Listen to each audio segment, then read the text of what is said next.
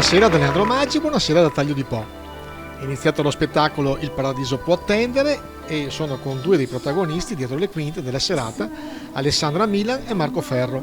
Finalmente dopo 2 anni riprendete ad esibirvi in presenza, e però voglio sapere da dove parte questa nuova idea, questa anche collaborazione. Allora, io sono qui in duplice veste, chiaramente come presidente dell'associazione culturale Taglio di Po nel Cuore, che è l'organizzatore di questo grande evento che mette insieme la compagnia instabile tagliolese di cui faccio parte e il gruppo musicale Keep Out di cui Alessandra Milan è l'interprete principale.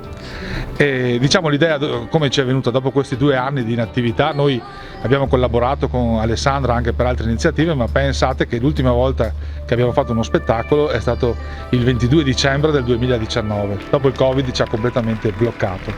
Per cui torniamo per questa grande iniziativa musicale, di teatro, di poesia, di cabaret, per ricordare tutti gli artisti, non tutti, gran parte degli artisti che in questi 2 anni sono venuti a mancare a causa del Covid o anche purtroppo a causa di altri motivi.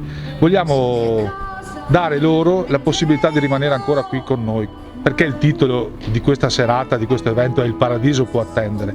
Perché abbiamo deciso di farli rimanere un po' con noi, un po' di più. Il paradiso che aspetti questi artisti, Gigi Proietti, Raffaella Carrà, Luis Sepulveda e tanti altri. Dopo per i cantanti si arrangia Alessandra a spiegarvelo. Il ricavato di tutte le spese andrà in beneficenza. Noi con la parte musicale abbiamo cercato un attimino di riassumere quelli che purtroppo, come diceva Marco, ci hanno lasciato, e cercheremo insomma di fare la nostra parte in questo bellissimo spettacolo. Complimenti a questa iniziativa che sottolineiamo ha uno scopo benefico. Però Marco, la compagnia instabile cosa sta preparando per il ritorno ufficiale sulle scene? Beh, allora adesso la compagnia instabile ha subito un po' una rivoluzione nell'organico, anche se diciamo i protagonisti storici ci sono sempre. Dopo questo spettacolo abbiamo in cantiere, a dire la verità, ce l'avevamo in cantiere anche 2 anni fa, una commedia tratta da un testo inglese riadattata al nostro dialetto, nella quale diciamo tutti noi siamo protagonisti nel delta del Po. Speriamo in primavera di poterla portare su tutti i palcoscenici del nostro Polesine. Spartaco! Margherita! Oh, Armando! Spartaco!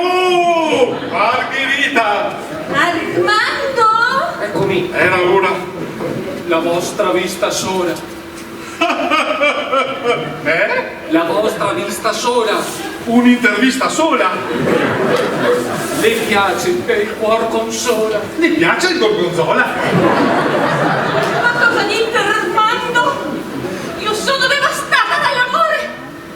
L'amore è un perverso folletto L'amore è diverso sul letto che provoca lutti del cuore. e provoca rutti di cuore. E presso parenti ed amici E l'espresso tra Terni e Parigi? alberga una terza leggenda. Alberga una terza leggenda. Alberta si è persa l'agenda.